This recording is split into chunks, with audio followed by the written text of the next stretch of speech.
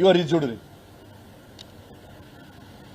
ఈటల్ రాజేందర్ గారు బట్టి విక్రమార్కతో కలిసి ఓ ప్రోగ్రామ్ అటెండ్ అయ్యిండు. బట్టి విక్రమార్క కార్లో వేరు. మరి నువ్వు కాంగ్రెస్ పార్టీలో పోతున్నావా? మరి అంటే నువ్వు చేస్తున్నావు సంసారం, ఎదుటోడు చేస్తావు వ్యభిచారమా? అసలు నేను ఒకటే అడుగుతున్నా. మరిగో పొంగులేటి శ్రీనివాసరెడ్డి గారు, పొన్నం ప్రభాకర్ గారు, బండి సంజయ్ గారు కార్యక్రమంలోకి వచ్చిర్రు. మరి దీన్ని ఏమంటావు? అసలు నువ్వు ఏం మాట్లాడతావో ఇవరి బండి సంజయ్ గారు, మేడిపల్లి సత్యం గారు, ఇవ్వండి సేమ్ మేడిపల్లి సత్యం గారు. మరి రాజేందర్ గారు మీరు దీవన్నిటికీ కూడా మీరు జవాబు చెప్పాల్సిన అవసరం ఉన్నది కదా. ఇవ్వండి కవంపల్లి సత్యనారాయణ గారు, బండి సంజయ్ గారు, ఇది అభివృద్ధి కార్యక్రమం కోసం తిరిగింది. మరి ఆనాడు పొన్నం ప్రభాకర్ గారు 2009లో ఎంపీ ఉన్నప్పుడు, మీరు శాసనసభ్యులు ఉన్నప్పుడు మీ ఇద్దరు కలిసి తిరగలేదా? ఒకరి మీద బురదేయడము, కడుపులంతా విషం పెట్టుకోవడము, ఇవన్నీ బంద్ చేయ బ్రదర్. నేను ఎవ్వరు నమ్మడానికి సిద్ధంగా లేరు. ఇది ఒక్కటి మీరు గుర్తుపెట్టుకోండి.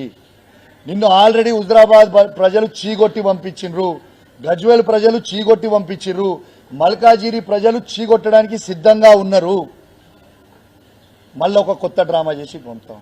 ఎంత సిగ్గుచేటంటే, నేను పెద్ద నాయకుడిని, హుజరాబాద్ ప్రజలు నన్ను రమ్మంటారు అని ప్రతి ఊరికి 25,000 రూపాయలు పంపించి బండ్లు ఇచ్చి రానైనా మీ దండం పెడతా బంచాను జరన్న వచ్చి హుజరాబాద్కి రమ్మని అన్నారు. నా ఇంటి కూడా ధర్నా చేసి యాక్షన్ చేయరి అని చెప్పి ఊరికి 25,000 రూపాయలు నువ్వు పంపితే కూడా, ఊరికి 25,000 రూపాయలు నువ్వు పంపితే కూడా నీకు వచ్చింది ఎందుమని?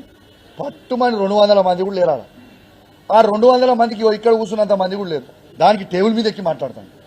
ఊరిని పట్టుమని 200 మంది లేరు.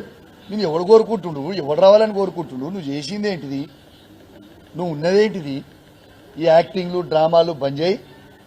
నువ్వు హుజరాబాద్ శనివనీడ నిన్ను విడిచిపెట్టుకున్నారు. నిన్ను హుజరాబాద్ ప్రజలు ఎన్నడో మర్చిపోయారు. నువ్వు కొత్త నాటకాలు చేస్తే ఈ ఓవర్ వినడానికి లేదు. అచ్చా, ఇంకొక ఇంపార్టెంట్ విషయం, బట్టి విక్రమార్క ఫోటో. ఇంకోటి ఇంపార్టెంట్ విషయం ఏంటంటే, ఇప్పుడు ఈ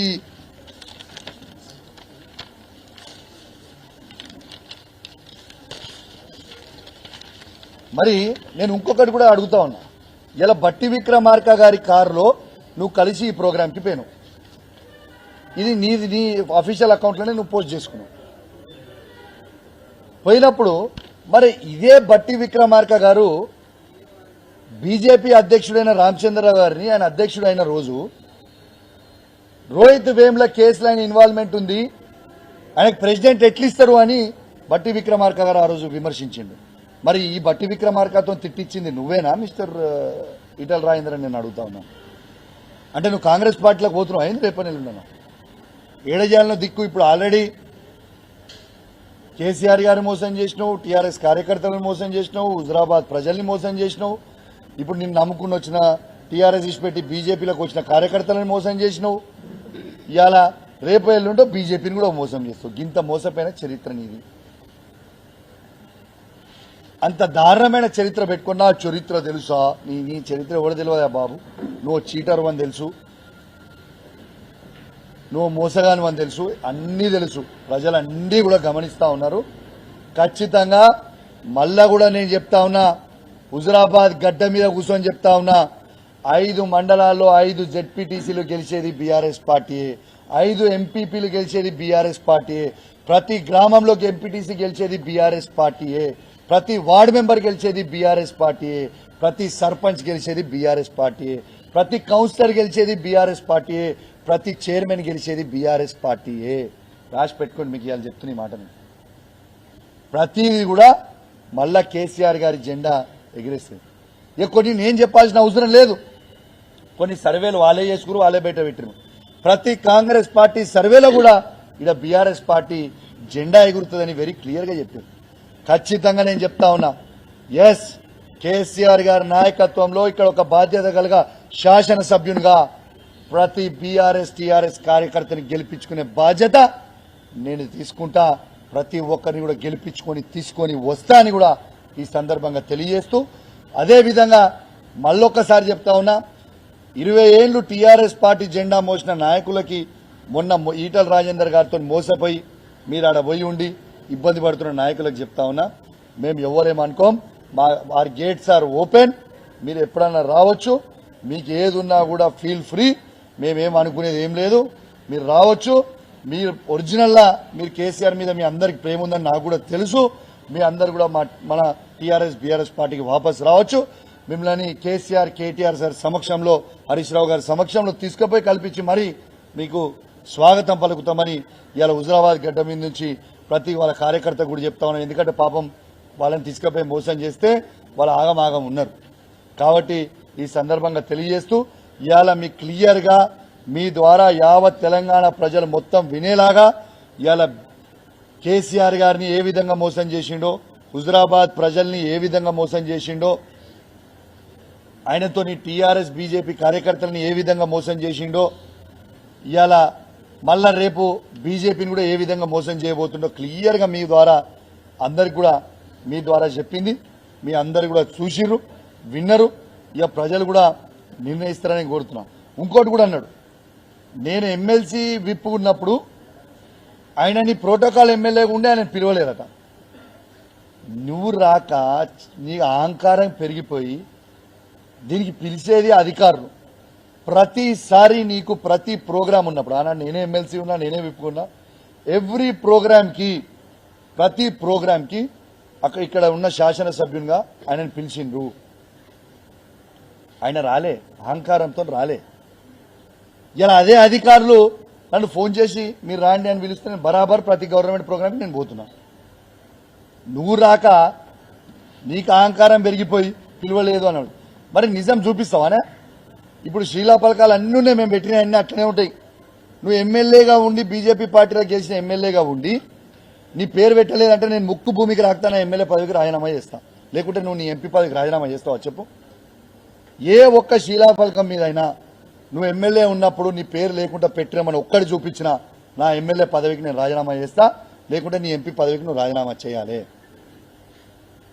లేకుంటే ఉట్టిగా నోటికి వచ్చినట్టు నువ్వు మాట్లాడతాం, మేము బురద జల్లి మీదేసిపోతాం అంటే ఇక్కడ ఎవడు ఊకునేటోడు ఎవరు లేడు. నువ్వు పెద్ద చీటర్వి. నువ్వు ప్రతి కులాన్ని చీటింగ్ చేస్తావు, ప్రతి ఒక్కరిని చేస్తావు.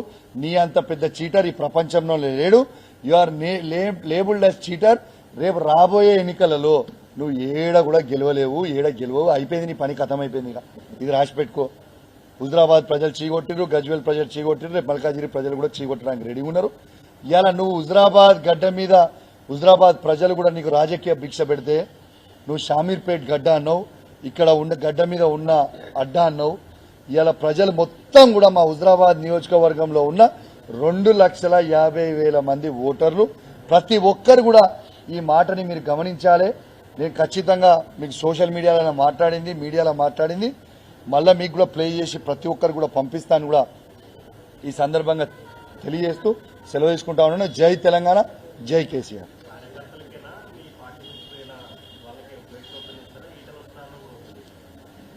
బ్రదర్, ఈటల వస్తా అంటే ఓపెన్ చేస్తారా చేయ అనేది నా పరిధిలో లేని అంశం.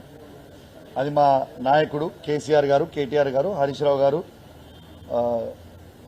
డిసిషన్ తీసుకోవాల్సిన అంశం. నా చేత లేదు. ఒకటి. రెండోది, గేట్స్ ఓపెన్ అని నా పరిధిలో ఏం వర్క్ ఉందంటే, నా పరిధి స్థాయి ఏంటంటే, సినా నన్ను అడిగిన క్వశ్చన్ మంచిగా ఉంది.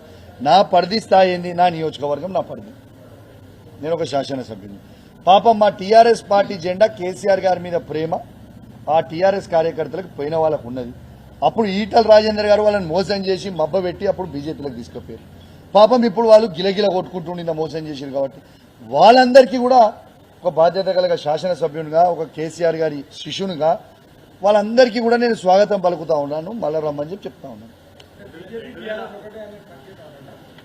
ఏ యాంగిల్లో మేము ఒక్కటేద్దాం?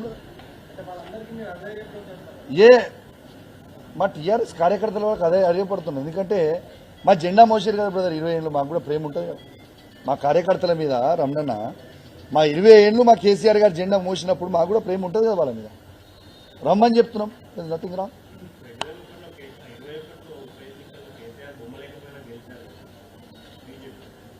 బ్రదర్, అది ఏదో ఆనాడు ఏదో జరిగిపోయింది ఫ్లూక్లా. కానీ మొన్న 2023లో అదే హుజరాబాద్లో మళ్ళీ ఆయన ఓడగొట్టింది కదా. ఇంత యాంటీ వేవ్లో కూడా ఏదో ఉట్టిగా 500 1000తో గెలవలే కదా, 17,000తో ఓడగొట్టినాం. ఇంకేం కావాలి దానికంటే పెద్ద ఆన్సర్ కాదా? హుజరాబాద్ గడ్డ కేసీఆర్ అడ్డా. 2004 నుంచి 2023 వరకు ఏ ఎలక్షన్ పెట్టినా, జనరల్ ఎలక్షన్ పెట్టినా ఇక్కడ టీఆర్ఎస్ ఓడిపోలే. ఒక్క ఎలక్షన్ పోతే పోవచ్చు, కానీ నువ్వు కేసీఆర్ గారికి ఈటల రాజేందర్ గారికి ఉన్న డిఫరెన్స్ చెప్తాను మీకు.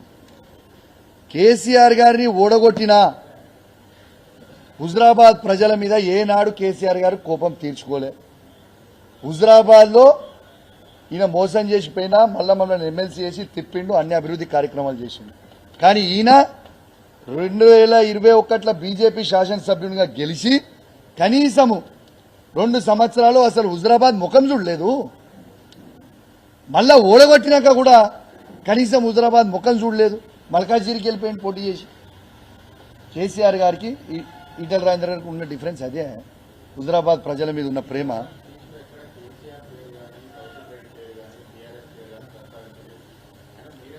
భాస్కర్ గారు మీరు సరిగ్గా చూడండి ప్రెస్ మీటు. ఆ మాట్లాడిన 30 minutesలో బరాబర్ మా కేసీఆర్ గారిని అన్నాడు, బీసీ భవనాలు ఆయన కట్టిండానే. బీసీ భవనాలు ఎవరు కట్టిరు? బీసీ భవనాలు బాజాప్తు కేసీఆర్ కట్టిండు. బాజాప్తు ఆయన కట్టినా, నేను కట్టినా, కేసీఆర్ కట్టలే అని చెప్తే ఏందన్నట్టు? మా కార్యకర్తలను ఎట్లా తిడతాడు? మా కార్యకర్తలను ఆయన ప్రెస్ మీట్ పెట్టుకొని మా బీఆర్ఎస్ పార్టీ కార్యకర్తలను ఆయన ఎట్లా తిడతాడు? అమ్ముడు పోయింది ఎవరు? అమ్ముడు పోయింది ఈటల రాజేందర్ గారు. ఇక్కడ ఉన్న బీఆర్ఎస్ పార్టీ కార్యకర్తలు కాదు.